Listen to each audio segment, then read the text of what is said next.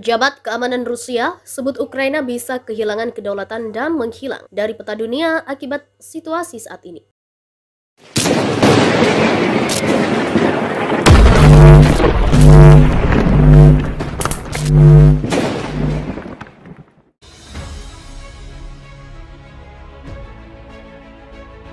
Ukraina sebagai negara mungkin menghilang dari peta sebagai akibat dari peristiwa yang sedang berlangsung saat ini, tulis Wakil Ketua Dewan Keamanan Rusia Dmitry Medvedev di saluran telegramnya pada hari Kamis. Setelah kudeta 2014, Ukraina kehilangan kemerdekaan negaranya dan jatuh di bawah kendali langsung kolektif Barat, serta mulai percaya bahwa NATO akan menjamin keamanannya, ujar mantan Presiden Rusia ini melansir TASS 21 Juli.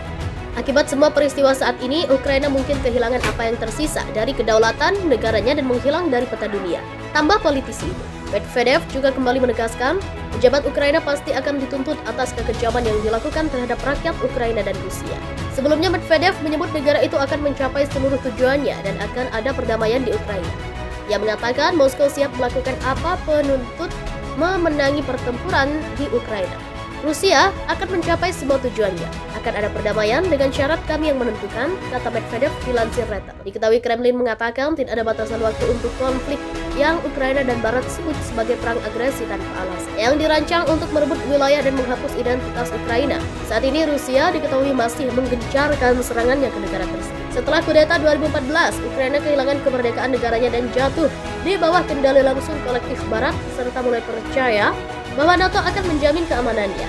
Sebagai akibat dari semua peristiwa saat ini, Ukraina mungkin kehilangan apa yang tersisa dari kedaulatan negaranya dan menghilang dari peta dunia, kata Medvedev lewat saluran telegramnya Kamis 21 Juli 2022. Dilaporkan laman kantor berita Rusia TASS. Konflik yang tengah berlangsung antara Rusia dan Ukraina saat ini tak terlepas dari krisis pada 2014. Kala itu mantan Presiden Ukraina Viktor Yanukovych digulingkan rakyat Ukraina. Hal tersebut terjadi karena Yanukovych menolak bergabung dengan Pakta Perdagangan Uni Eropa. Dia justru meminjam bantuan finansial kepada Rusia. Yanukovych pun menerima tawaran Moskow untuk bergabung dengan Serikat Pabean Eurasia. Rakyat Ukraina tak puas dengan keputusan tersebut dan menggelar demonstrasi selama sekitar 3 bulan hingga berujung pada penggulingan Yanukovych. Saat Ukraina membentuk pemerintahan baru, Rusia mengerahkan pasukannya ke Crimea. Presiden Vladimir Putin mengatakan langkah itu dilakukan untuk melindungi warga etnis Rusia di wilayah tersebut yang terancam oleh rezim baru Ukraina. Kelompok oposisi dari pemerintahan Yanukovych mengecam aksi Rusia. Uni Eropa, NATO, dan Amerika Serikat turut mengkritik keras pengerahan pasukan Rusia ke Crimea.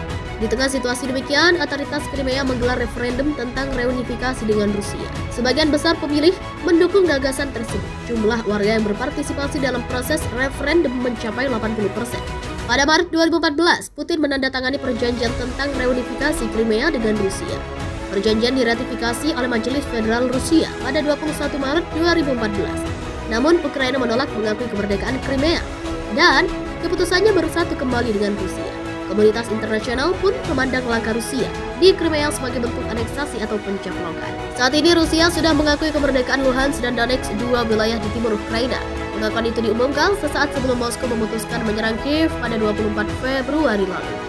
Rusia telah menguasai Luhansk dan kini sedang berusaha merebut kendali atas Donetsk. Sebelum Rusia kendali atas Donetsk melancarkan agresi, Luhansk dan Donetsk dikuasai kelompok separatis pro-Rusia. Terus digempur pasukan Rusia, membuat pasukan Ukraina diperkirakan paling lama bertahan di pertempuran hanya sebulan. Hadapi Rusia di medan perang seperti di Donbas, pasukan Ukraina diperkirakan bisa bertahan 12 hingga 13 hari. Hal ini berdasarkan publikasi oleh Voyonoye Obozronenie, sebuah suplemen surat kabar mingguan Rusia untuk Neva Misimaya Gazeta. Hal terburuk terjadi di wilayah Severodonetsk, Lysychansk, dan Seversk. Tentara Ukraina hanya bisa bertahan dalam 5 hingga 6 hari saja.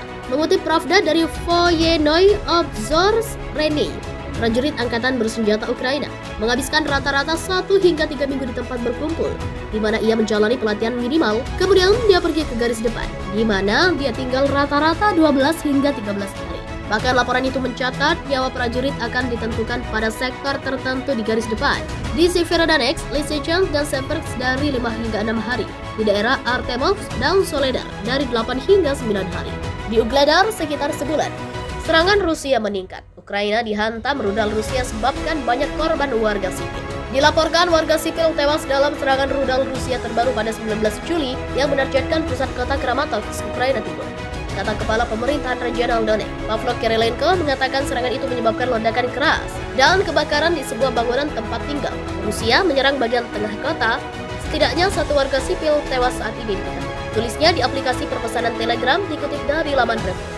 Para pejabat Ukraina mengatakan mereka memperkirakan di Kramatorsk, sebuah kota berpenduduk lebih dari 150.000 orang, sebelum invasi Rusia menjadi salah satu fokus utama serangan Rusia di Ukraina Timur.